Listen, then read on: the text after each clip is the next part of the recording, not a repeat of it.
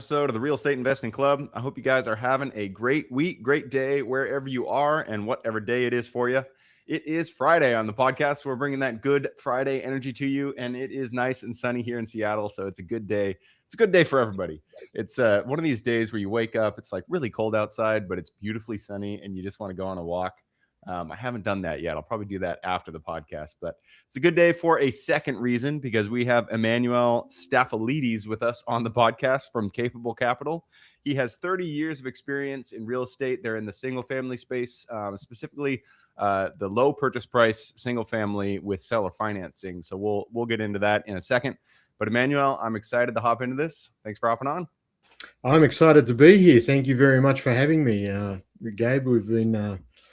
I've been listening to you for a while, and it's great to be here. Right on, man. I told you before we got on here, we always like to start with stories. We like to hear how people got to where they are. You got 30 years of experience, so I'm sure your story goes up and down and left and right. Why don't you take us to the beginning and tell us how you got here? Oh, wow. That goes back a couple of lifetimes. I've been in real estate just about all my life. My family were always involved in some type of real estate. I grew up in a largish motel where my family owned and operated. It was 74 rooms in Canberra, Australia, and before I was born, they were my grandparents were immigrants from Greece to Australia, and they were in coffee shops and small business. But my grandfather was always buying real estate and involved, and so like I said, I grew up in a motel, but the family had commercial real estate and residential real estate, and so it was always part of my life. I bought my first house when I was 17. I bought it with my mum. I started working in the family businesses from a very young age. I was like 12 years old when I started working, and learned how to save some money and put some money together. And mum helped me out, and then the real estate. The real estate was always. We always owned real estate, always managed it, and all different types of real estate. But it started again when I was 17. I'm turning Nice, 56 this year, so it's been a long time. Yeah. And so I've been involved with commercial real estate.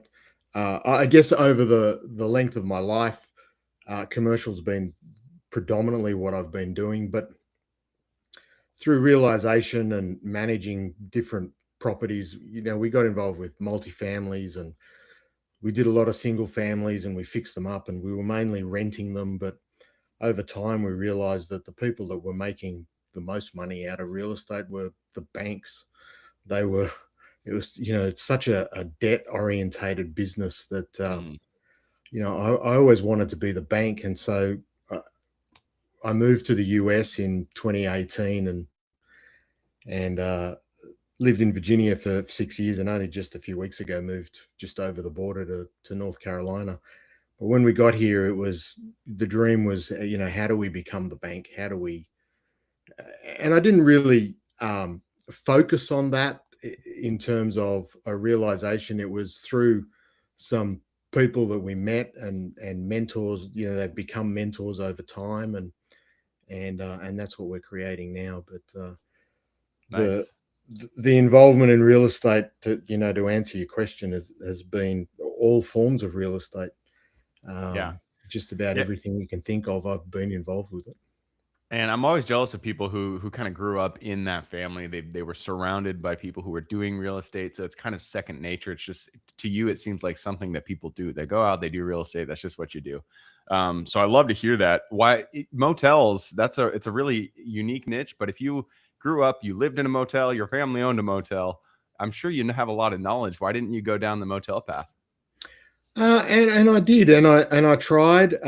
We tried different things. We bought properties, and we not only ran them, and running a motel is a hotel, it seems glamorous, but it really isn't. I worked as a bartender and in food service and a couple hotels, and it's crazy. I could imagine like being the owner of that hotel and managing it and running it. That would be hard. It is, and there's two forms of income in that type of real estate. There's the food and beverage side, which you mentioned, and that can be extremely profitable if done well. But the if not done well, the margins are so tight that you either lose money or you make a lot of money, Mm, and and it's very difficult, and it's very labor intensive. mm, And if you're not actually in the food and beverage side of it, and you're relying on staff, the success of your restaurant, or food side, or the success of your bar is often relied on how good the person is, running it, or the chef, or things like that. And one staff member change, and your whole business can change. We focused on the accommodation side.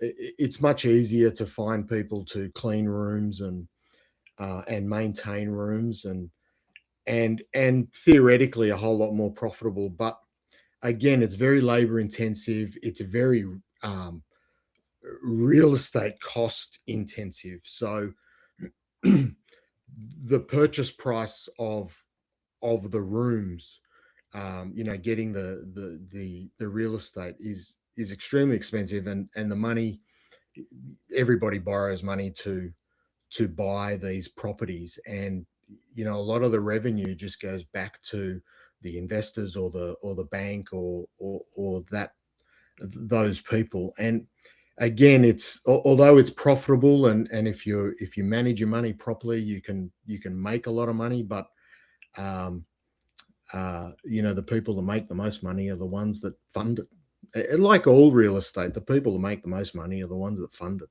yeah.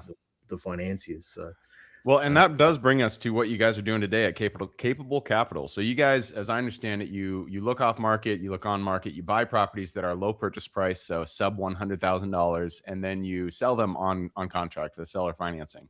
Does that kind of sum up what you're doing? yeah, so I came into this business. I was exposed to it by our mentor, Scott Jelinek, who's got 178 of these low cost properties, and we we started with him back in 2020, um, just after we moved to the US. And what I really loved about the model, my years of experience, I had rentals and did everything that all the gurus out there, promote, and that is buy real estate and rent it out, and the tenant pays your mortgage, and over time, um, you'll you'll make a little bit of money every month from the spread of the rent to what the property is costing you, and um, you'll build up some money, and then you'll buy more and buy more, and over time you've got a portfolio, and you've got money coming in, and that's fantastic, and eventually you'll hit retirement. And that was the strategy for me. That was, okay, real estate's going to be my retirement.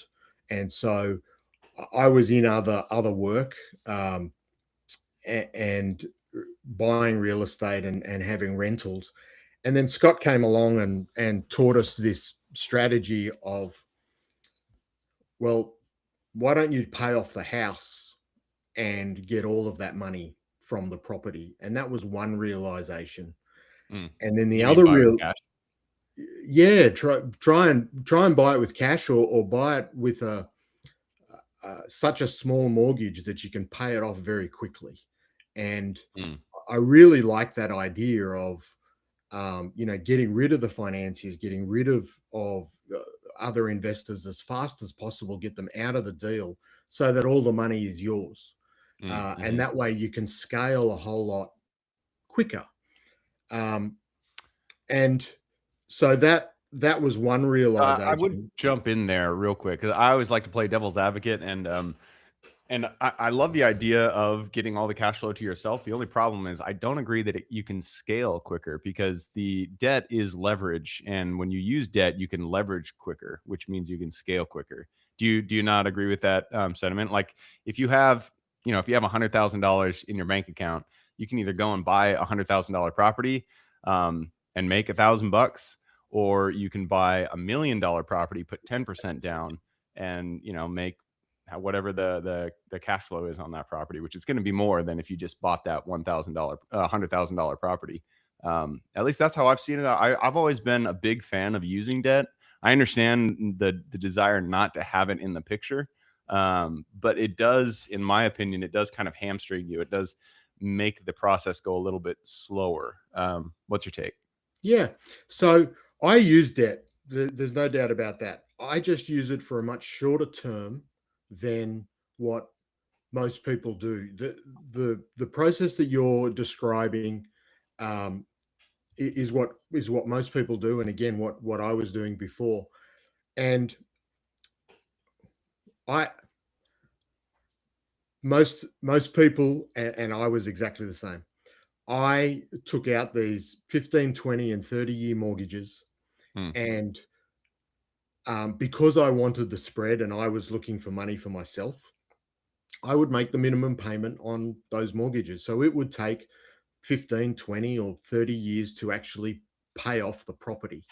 Hmm. And you make your two or three or four or $500 a month, typically on a burr or strategy. You'd make that $500 a month, and in theory, the goal is put that 500 away, save up, and when you've got enough money, buy your next property. What happens in practice is life gets in the way, Hmm. but also not only life and you spend some of the money, but also the property itself needs maintenance and it needs money. And so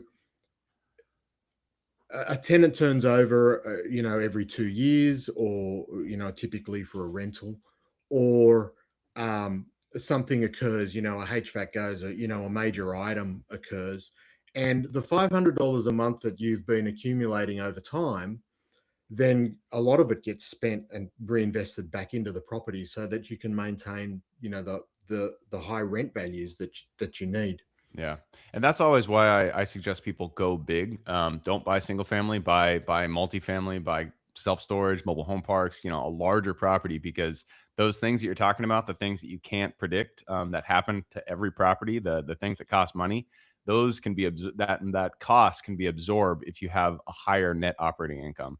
So if your net operating income is $200,000 a year, it's very easy to absorb those maintenance things that happen, capex issues that happen to every property. But if you're only making $500 a month, one water heater is going to take the entire month out of there. Um, Absolutely. yeah. Yeah. So And, I, and I one HVAC can take out the entire year's worth of income. yeah, So yeah. it can be, or a roof or something like that. And there's all these arguments around, oh, well, you rehab the house and you spend money, and that way you don't have to spend the money for so many years. But still, the capex, does cost money. And whether you're spending it in 5 years time or 10 years time, you've got to allow money to for the capex. So where I was going with it was, I buy houses, and my attitude, quite honestly, is I buy houses and pay them like a car, and Mm, sell them like a house. And so I take the attitude of, if I'm going to buy this property, I want to pay it off in 5 or 6 years, or preferably as quick as possible. And similar to what we buy a car, if I buy a car for $30,000, I've got to pay it off in 5 years, and then the car is mine. The difference between a car and a house is that the car, after 5 years, is starting to show some wear, and a house will last a very long time. And so the 5 year payoff can then give us a lot of income. Once it's paid off, it can give us a lot of income moving forward. The When I sell them like a house, I sell them on finance. So this is us becoming the bank. So I take the attitude of Wells Fargo or any, Bank of America or any one of those, and that is, I'm selling the house to you on terms. You're responsible for the house. You look after the maintenance. You look after the house. You can do whatever you want with it, and your benefit is you get the appreciation. I don't. I'm selling it but I get monthly payments, and I sell it on a 30-year mortgage. Mm. So I'm trying to pay off the house in 5 years, and I'm receiving income for 30 years. And that's really the strategy behind what we do. Can Yeah. this be applied to anything other than single family homes? Absolutely. And people do it on those larger purchases. They do it on multifamily, they do it on RV parks, and they do it on, storage units and all of these things. It's basically becoming a financier and providing finance for the property Yeah. and receiving those monthly revenues that are fixed. I get Mhm. that every month. And the reason why we do it with single family and lower cost homes is because it fits into our model of paying it off quickly. Yeah. When we scale and get more and more properties and have more and more revenue and income, then we would look at larger properties. I have duplexes, I have small multifamilies, a 4 unit, and and I would look at 8 and 12 and 16 unit properties. You know, now I wouldn't hesitate, Yeah. and I would look at big commercial buildings and doing this on The commercial the structures. thing that I have against doing this with commercial is, it's not the highest and best use of the dollar. So if you buy, and I actually literally just did this for a small self storage facility, that I own or owned, and I'm selling. I was going to sell it on a contract, like you said. I bought it at X price. I did the improvements, and I was about to sell it and take that equity and just kind of be the bank. But I realized, I would get, 6-7% interest if I took that same equity and put it into in my next deal. I could the return is going to be much more than 7% annually. And so I couldn't justify being the bank in that situation, because I can make easy double that, if I just did this same strategy and use that equity to buy, the next property, buy a bigger property. Yeah, Um, but you specifically on the single family side, it sounds like this does work for the most part. So I want to run through real quick a scenario with you. Let's say you buy a 100,000. It's a nice round number, $100,000 house. Or sorry, you buy. Well, actually, you take me through the scenario. What is the yeah. general purchase price that you do find your properties at? I 90 plus percent of my properties I purchased for under $50,000. 50. Wow. Where 50. are you buying Yeah. these? Mostly through the Midwest and the South. Um, we've got a lot here in Virginia. Fifty Uh, thousand dollars in Virginia? That's yeah, kind of crazy. yeah. So you buy There's you buy 50, and then do you sell it at 50? Do you sell it at 60, 70? What do you sell it at? I force the appreciation, so I'll sell. I try to. My target is 3x what I purchased it. So if I buy it for 50, I try to sell it for 150. The the sell price, however, is just a number that comes into play way down the track. Um, when I sell it on a contract, we may put 150,000 as a sell price, but really it's the monthly payment and the interest rate that our buyers actually negotiate, and that's where they should concentrate on is the monthly payment, the interest rate. We try to make the monthly payment similar to what rents would be in the area. Mm. So Mhm. if the rents are around about, you know, $1,300 or 1,500 or 1,800 thereabouts, we'll try to get that kind of monthly revenue, Mm. and then we will backward engineer the interest rate. So sometimes the interest rate is 6-8%, other times it's 10-12%. It works out so that a buyer looks at it and says, well, I can pay rent for 1,800, or I can buy this for 1,500 a month, and I own it and I can do what I want with it. And the benefits to the buyer are, are are not only that they are owners and that, everything that comes with ownership, but it's just simple things. I can paint my daughter's room pink and I don't need permission to do that. It's my Mm-hmm. house. They own Yeah. it. If I want to fix things up and spend money on it, they're actually building their own equity in their own life, as opposed to renting where, and that's a big problem that renters have is, can I put a picture on the wall? Can I put a hook here? And, Mm. they can't really make the house their own. And a lot of so sometimes that's the reason why they move. Yeah. They just have conflict with the The owner of the landlord. house. Yeah.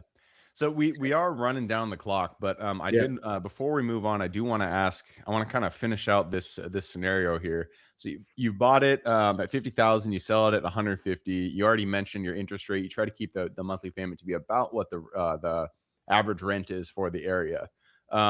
One issue with seller financing, especially for residential, is getting bad tenants, or bad owners and people who aren't gonna continue to service the note. So how do you vet your buyers, and then how do you service it once you have it in your once you've sold it on contract? So I try to keep it as simple as possible, and away from all the laws of discrimination and everything that goes with it. I've got a very simple process, and that is a down payment. I ask for a down payment. The down payment will be somewhat high, and not high, but considerable. So it'll be 5 or 8 or $10,000 down payment. Is it a for down payment? Do you do a percentage of the purchase price, or do you just do a flat? You're always like 5, 10, 15, one of how those numbers. how we work that out internally, it depends on the property and depends on the um, uh, everything that goes around associated with the property. But basically, we do try to keep it around that figure because that's affordable for people that are buying. And if the property is in really good condition, it will get a higher price. And if the property is, not in good condition, then it's typically going to go to somebody who's going to invest in the property and spend money. And Hmm. so the down payment is lower. Okay. Um, so we vet them by the other vetting that we do is income. I make sure that they can actually support the payment. So I look at their income and their job history, employment history, and I talk to them about what their plans are with the property if they're going to live in it. So there are laws everywhere around how many houses we can sell to owner occupants, and then there are no laws around how many houses we can sell to investors. So we get a lot of burr investors that use us as finance as opposed to going to a bank and getting finance because it's an easy process for them to get the house with us. There's not we don't check credit scores and things like that. The majority of our buyers are investors. Mm. There are some owner occupants, definitely, and we stick within the laws of what we're allowed to do there. So we track who our buyers are, um, and and that's basically it. The investors that buy, a lot of them do Section 8 and do their own strategies they implement. But they're the two main types of buyers. One is the investor that then rents it out and uses us as the bank, and the other But is an owner occupant. if you're selling to an investor though, and you're selling it at where the mortgage basically equates or is equal to the rental, the prevailing rental price, how does the investor make any money? How does Yeah, that make? they'll add value. They'll add value to the house. They'll fix it up a little bit, do something to it, make it rent ready. A lot of our Mm, houses are not rent ready. When you're buying a low cost house, you're not getting something that's HGTV ready. They are not. These houses, although some of them you'd be quite surprised, some of them are in really good condition. mm, Look, would you and I move into them? You and I would only live in these houses if we were desperate and something really went wrong in our life. And mm, that's where a lot mhm, of these people are, is they're on the in that area. um but a lot of the houses are structurally sound but cosmetically not so good. And mm, so an investor can say, all right, I can pay $3,000 down, I can pay $1,000 a month for the house, so then it's mine. I can spend 5 or 10 or $20,000, I can paint it, I can fix up these deferred maintenance items, maybe put in a new vanity or something, or a kitchen or something that they're going to make the house a little bit better, and then rent it for 15 or 16 or $1,800 a month.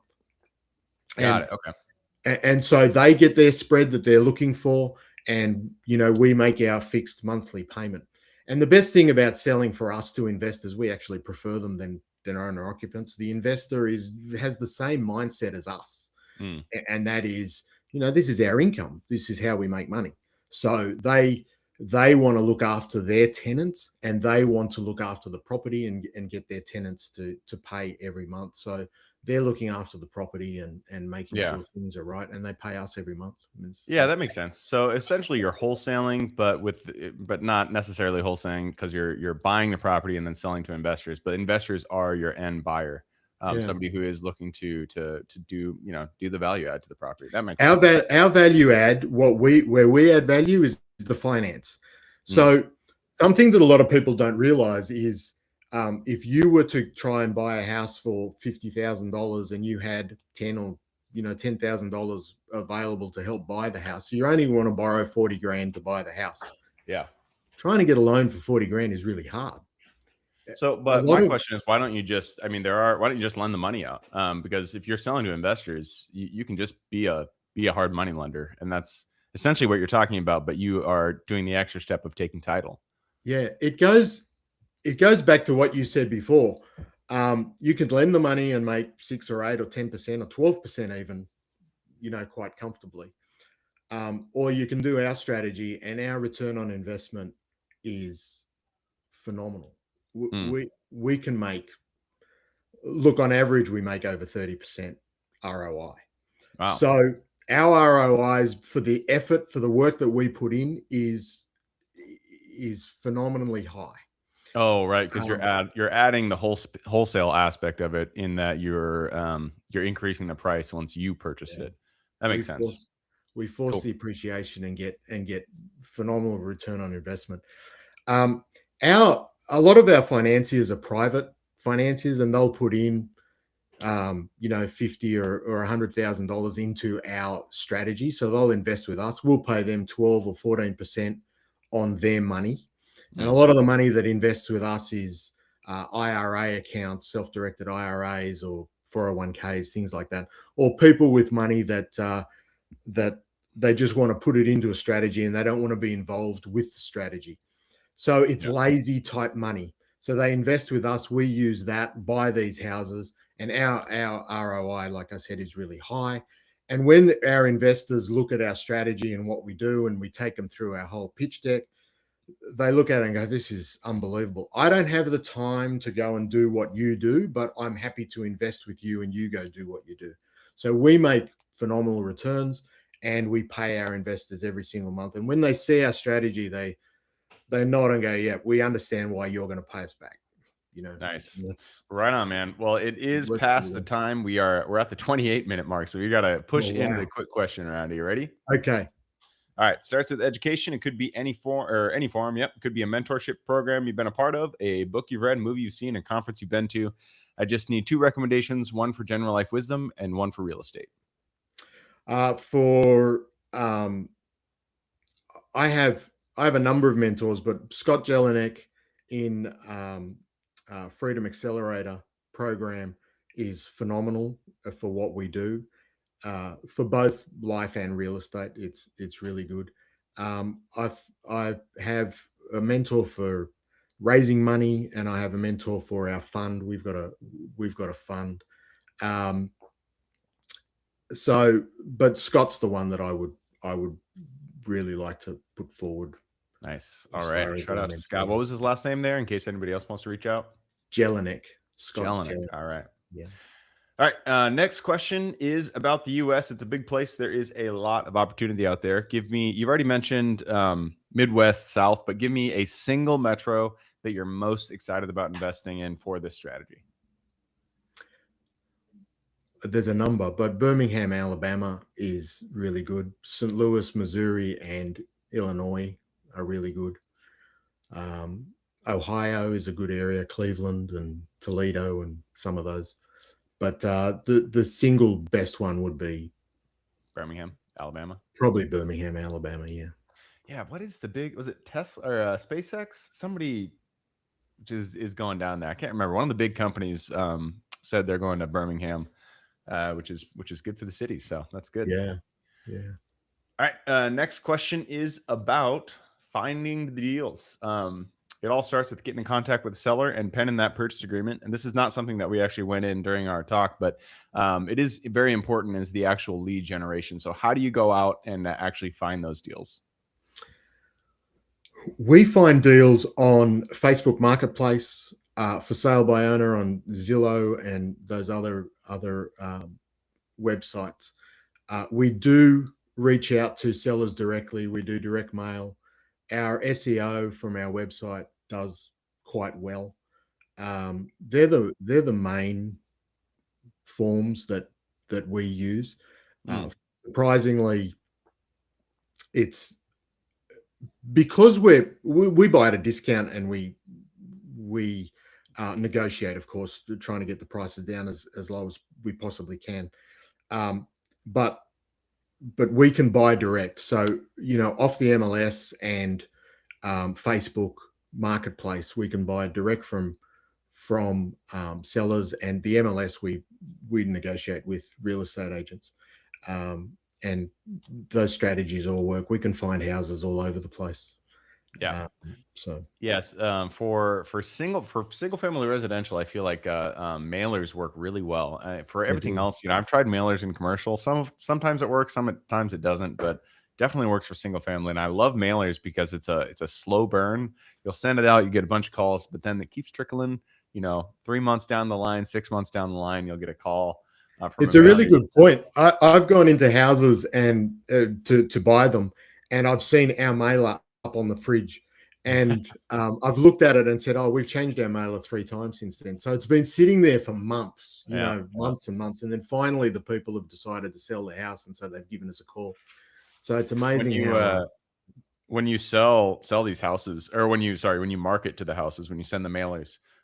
Is what criteria do you pull? I'm sure you're using like PropStream, Property Radar, or something like that. Do you do, owners who are 65 and over, who have high equity? Is there a certain list that you like to shoot? I like high equity and long ownership. So as long as they've got preferably more than 60% equity, and if they've owned the house for more than 15 years, chances are that it probably has some maintenance and deferred maintenance. And those two things mean that they're likely to be able to sell to us at a discount. When there's very little equity or they haven't owned it very long, their retail sales, they're more likely to sell. To get the price, they'll need to put it on the MLS and sell it retail. But under that, and a lot of these owners that have owned the house for a long time don't want to go through the process of fixing up the house, getting it ready for retail sale. They just want to, get their money and move on, and they can actually afford to do that. And so they're the targets for us. But it's equity and time of ownership. Yeah, makes sense. All right, that leads us to the very last question. This is for the listeners. You've given us a lot to think about. I'm sure people want to reach out, get in contact with you. This is a 2-parter. Where can they find you? And then what can they expect when they reach out? So I'm on all the social medias. Capablecapital.net is our website. So I'm very active on LinkedIn and Facebook. You can reach out to me directly there. And sorry, what was the other part of the question? What can they expect from you when they reach out? So, like, what do you guys offer? What's your pitch? So I educate. I do a lot of education on our strategy, but when they reach out, they can talk directly to me, and there's a lot of information on our website and through our blogs and information on the site itself about what we do. It's targeted around investors, people who have that lazy money that want to put it somewhere and get it to work. And if they do have money that is sitting around and they're wondering what to do with it to make it multiply, like I said, we pay 12 and 14% returns, so they're good quality returns. And what they'll get from us, we've got our whole pitch deck and everything, but it's basically starts with a conversation. Just we start talking, we work out whether we're a fit for them, and if they're a fit for us, and if they are, then we move on to the next stage, which is just to present. And it's we have a number of investors. We have our business is doing really well, so it's not like we're desperate for people. But the biggest problem, like any real estate investor, the biggest problem we have is availability to capital. If we had more capital, we'd buy more real estate. And so we're always looking to raise money, but we want the right people. We want people that understand what we do and want a quality, consistent, safe return. Then they're the people that work with us. If you're looking for a multifamily cash payout and getting 18 or 25% returns, that's not for us. That's not us. We're not 5 years down the track and you get a great big payout. That's not how it works. Right. With us, you don't have that risk of what if things go wrong. And we've seen it lately in commercial and multifamily, where people have had to sell it and not return those big returns because the market has changed, and we're nowhere near that strategy. We are consistent payers, and the return is slightly lower than what you can potentially get in those other strategies, but it's consistent, and you're guaranteed to have the money at the end of the period. Not Perfect. guaranteed. We can't guarantee, but you're going to get it. All right. Well, I will put that link in the show notes. So if y'all want to reach out, all you got to do is click the little more in the description. It'll pull down that full description, and in there you can find Emmanuel's links. Thank you very much, Gabe. I really appreciate the time and good questions. Liked it. It's good. Absolutely. Yeah. Thank you for coming on. For everybody who's with us today, thank you guys for showing up. You are the reason we do this. So if you guys have any questions, reach out to me, Gabe at therealestateinvestingclub.com. If you guys want to support the show, just leave us a review, a comment, anything like that. Other than that, I hope you guys have a great week. Keep rocking real estate, and I look forward to seeing you on the next episode.